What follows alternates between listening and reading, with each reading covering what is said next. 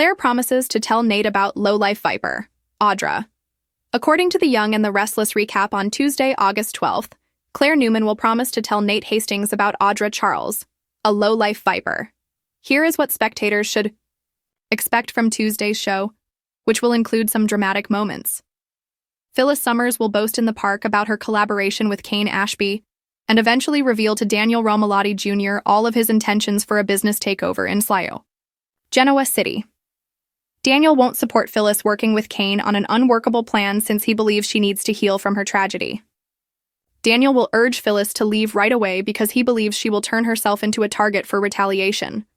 Kyle Abbott will yank away from Audra's kiss at Society and insist on knowing what she's doing. Behind Kyle, Claire will appear and state that she wants to know the same thing. Audra will imply that she is attempting to demonstrate to Claire Kyle's weakness and yearning. Audra will pretend that Kyle wouldn't have pulled back in the manner that he did if Claire hadn't arrived. Since Claire needs to understand that Kyle is dangerous and cunning, he will argue that he would have told her about the kiss, even though Audra won't believe it. Following her exaggeration of the events in Nice, Audra will imply that Kyle is attempting to persuade himself that he wants a good girl, when in reality, he wants her. Kyle will plead with Claire to keep that witch out of her mind when Audra strides off. Kyle will become enraged by Audra's persistent behavior and believe he needs to find a means to reverse her. Claire will quickly realize she could switch the roles and go home while Kyle is answering a business phone call. On Tuesday's Y&R episode, Nate will visit the TAC house to check on Victoria Newman's recovery following her defeat. Nate will talk about the service they're holding for Damian Kane in Chicago tomorrow and the loss of Amy Lewis when Victoria stops by to see how he's doing. Nate will realize that Victoria is having problems with Audra when the topic of conversation inevitably shifts to her. Since Audra informed Nate that she had chosen to terminate her relationship with Victor Newman, there will be some discussion about it. Given what she has discovered thus far, Victoria will appear to be having difficulty keeping her mouth shut. Claire will be happy to see Nate when she enters, because she has something to share with him. Claire will understand that she can't reveal too much at this time when Victoria reveals that Nate was gracious enough to stop by before Damian's funeral service tomorrow. Rather, Claire will pretend that she was only interested in seeing how Nate was handling things, so he will value both her and Victoria's support. Victoria will receive Claire's affirmation that she intended to disclose Audra's plot with Victor once Nate leaves. Victoria will also receive updates from Claire regarding Audra's recent kiss with Kyle, but she will believe that Audra was acting as part of her manipulative strategies. Though she will caution that it is only temporary, Claire will be happy that Victoria prevented her from putting too much pressure on Nate during a trying moment. Claire will ensure that Nate learn what a low-life viper Audra is as soon as he returns from Chicago. Nate will bring up his chat with Victoria and Claire when Audra and he next meet. Nate will acknowledge that until Victoria persuaded her to change her mind, Claire seemed to want to tell him something. Nate will question whether this is related to Audra terminating her contract with Victor, but Audra will attempt to dispel that possibility. Audra will decide to declare war on Claire while Nate is on the patio, making a phone call to Amy. Don't miss all the terrible news that's coming because, according to spoilers for The Young and the Restless, Claire and Audra's conflict will only grow worse. Claire watched Audra go through the crowd as if she owned the room while she stood in the corner of Society with her arms crossed over her chest. Audra's every action appeared planned, including the way she tossed her hair, arched her brow slightly, and smiled mischievously at anyone who could help her. Claire had witnessed that smile morph into a sneer the moment someone's back was turned, so she knew it wasn't real. Claire's suspicions were solid tonight when she overheard Audra chatting to a stranger wearing a fitted suit.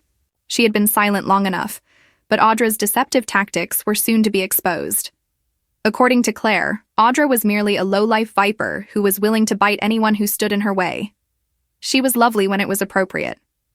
Claire's stomach turned at the idea of Nate, blissfully oblivious to the entire extent of Audra's lie. She had witnessed Nate's past suffering, and she was determined not to allow it to happen again. When it came to ladies who knew how to play him, the man was nice, intelligent, and occasionally blind. Claire was angry because she had seen him defend Audra in conversations, dismiss any criticism, and even make jokes about her being misunderstood. Instead of a lady who was misunderstood, Nate was dealing with a skilled manipulator who lived on taking advantage of others for her own. Benefit. Claire wanted to expose Audra so completely that Nate would never be duped again, not simply warn him. She had more in mind than simply confronting Audra. Oh no, that would be too simple. As usual, Audra would simply turn the tables, laugh, and deny. Claire was looking for evidence. Even Audra's silver tongue was unable to disprove the cold, indisputable, and confronting proof. For weeks, she had been surreptitiously collecting information, including overheard conversations, fragments of text messages, and even a picture or two that would cause suspicion in the proper individual. She hadn't shown Nate any of it yet, in part because she knew the timing needed to be ideal, and in part because she wanted to be positive everything would hold up. Audra might find a way to turn it into a personal grudge against Claire if she approached him too soon. However, the evidence would hit her like a ton of bricks if she waited for the appropriate time, when Audra's mask would slide in front of Nate. For the time being, Claire maintained a neutral expression as Audra came to the bar and greeted the bartender with a honey velvet voice. Claire watched as she placed an order for a drink that she most likely didn't intend to pay for, and then leaned in to murmur something into his ear. He laughed at everything she said, and Audra flicked her fingers playfully before picking up her glass and heading over to another group of guests. Claire's jaw tightened at the sight. Audra loved to keep people enamored with her. She gathered allegiance in the same manner that some people hoard jewelry. She also wore such relationships as ornaments, exactly like jewelry, flaunting them, while they worked for her and throwing them away when they wore off. Claire had to own that she was motivated in part by personal reasons. Last month, Audra had made a subtle enough remark about her to appear innocuous to others, but it was a purposeful jab that alluded to secrets Claire had no intention of disclosing. It was a warning, not merely a remark. Audra knew how to dig, where it stung with this subdued message. However, Audra had made a grave calculation error if she believed it would frighten Claire into quiet. It had, if anything, strengthened Claire's resolve. She had decided to stop playing defense. Claire had had enough of being polite. This was war.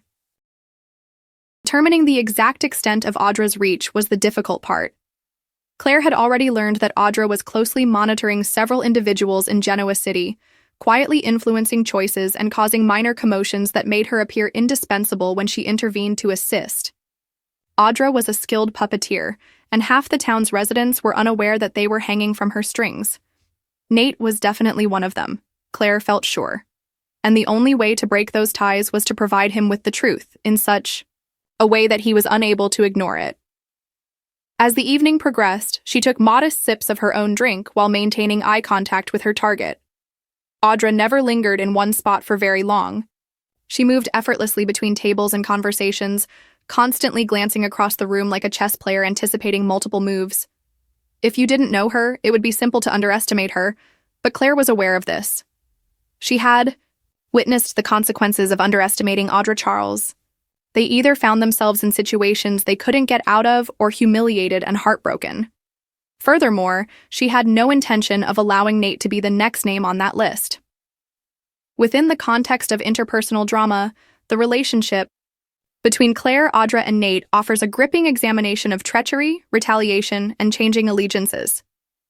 The underlying conflicts, power struggles, and emotional instability that characterize their relationships are amply demonstrated by Claire's adamant remark to Nate that Audra is a low-life viper. This encounter is more than just a brief conversation. Rather, it is a turning point that exposes deeper psychological drivers, ethical dilemmas, and the destructive power of unbridled animosity. The venomous imagery in Claire's word choice, calling Audra a low-life viper, is noteworthy. Vipers are naturally cunning and unexpected, and the word low-life implies a lack of moral character. By manipulating relationships, Audra is portrayed in this lingo as not only an enemy, but also an existential menace who works in the background. For Claire, this is about justice, and telling Nate what she believes to be Audra's actual nature before more harm is done, not just about personal dislike. Her strong language conveys a deep-seated rage that may have its origins in betrayals, in the past or in the current psychological conflict between the two women.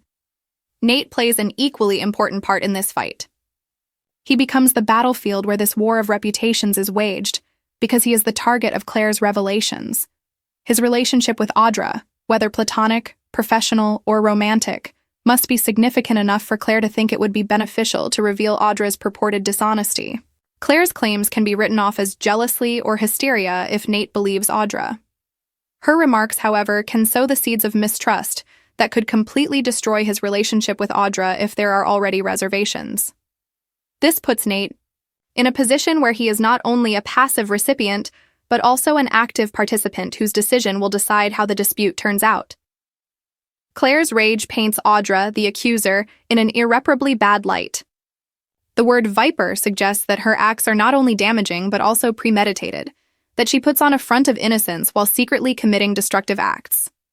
Claire's objective, if this description is accurate, is one of required exposure, a moral need to keep Nate safe.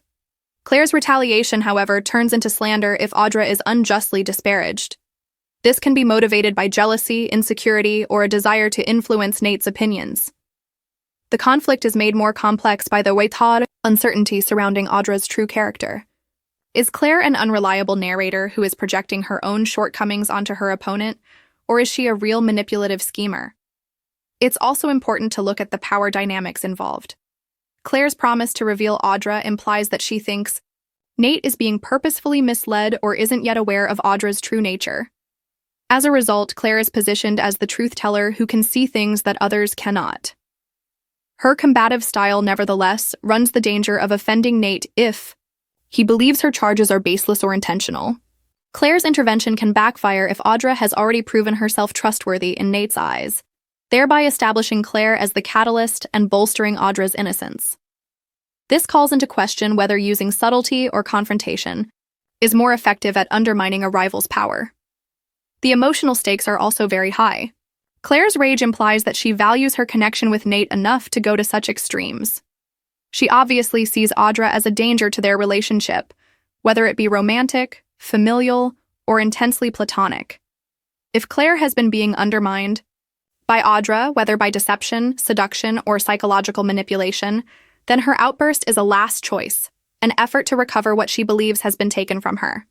On the other hand, Claire's actions show a darker side of her personality, one that is prepared to ruin someone else's name in order to keep control, if her charges are motivated by possessiveness rather than actual wrongdoing. Beyond the direct participants, this battle has wider ramifications. Such public denunciations cause a stir in any social or professional circle. Other characters seeing this conflict might be compelled to choose a side, which could result in strained relationships and shifting allegiances. Audra's reputation in their shared environment may suffer if Claire is successful in turning Nate against her. On the other hand, if Audra successfully refutes Claire's charges, Claire can become alienated and stigmatized as unstable or unreliable. Such conflicts rarely have contained fallout. Instead, they completely alter networks of relationships. A key component of this dynamic is the language of betrayal. Claire is framed as a whistleblower, someone who divulges unpleasant facts for the benefit of society, by her promise to expose Audra. However, the hate in her remarks implies both selflessness and personal grudges. Stories about betrayal are effective because they appeal to people's innate fear of dishonesty. No one wants to learn that a trusted ally is actually an enemy. Claire's position as the exposer presents Audra as noble, even if she has deceived Nate in some way. She turns into the traitor, using Nate's confidence as a tool to further her own goals, if her statements are overstated or untrue. This clash has equally powerful psychological aspects. Claire may be deeply insecure, which is why she felt the need to expose Audra. Her preemptive action against Audra might be a protection strategy if she worries about losing Nate's love or respect, an effort to neutralize the perceived threat before it becomes a real one. If Audra is innocent, she might stand in for everything Claire is afraid of: skill, charisma, or a connection to Nate that she can't match. Given this, Claire's commitment is more about self-preservation and less about justice, a last-ditch effort to keep her place in Nate's life. On the other hand, Claire's actions are a vital countermeasure if Audra is truly manipulative. Manipulators frequently flourish in settings where their actions are accepted without question, using social graces as a means of avoiding responsibility. Claire breaks that protection by publicly pledging to expose Audra, bringing her deeds to light. Naturally, there is a chance that Claire's charges will be rejected as unfounded in the absence of hard proof. This emphasizes the fine line that must be drawn between pointing out misconduct and coming across as the aggressor. What makes the scenario so compelling is its moral ambiguity. Interpersonal confrontations are rarely straightforward. Perceptions are subjective and motivations are frequently conflicting. Claire might honestly think Audra as a viper, while Audra might just think of herself as a person negotiating a complicated social environment. Being torn between loyalty and skepticism, Nate must choose whom to believe when both stories are untrue. Because each character is acting from their own flawed human point of view, this triangulation of viewpoints guarantees that no one character is completely likable or evil. To sum up, Claire's promise to reveal to Nate that Audra is a lowlife. Viper is a microcosm of more general themes: devotion and treachery, perception and reality, and trust and deceit. Claire's intense language conveys the breadth of her feelings, whether they are appropriate or not. Both Nate's relationship with Claire and his connection with Audra will depend on how he responds. Conflicting narratives conceal Audra's true nature, making her the spark for this confrontation, whether she is the victim or the villain. The conflict between these characters illustrates the intricacies of interpersonal interactions, where motives are never wholly selfless or malevolent, and truth is frequently ambiguous. This conflict will have far-reaching effects that will change alliances and leave everyone involved with permanent wounds.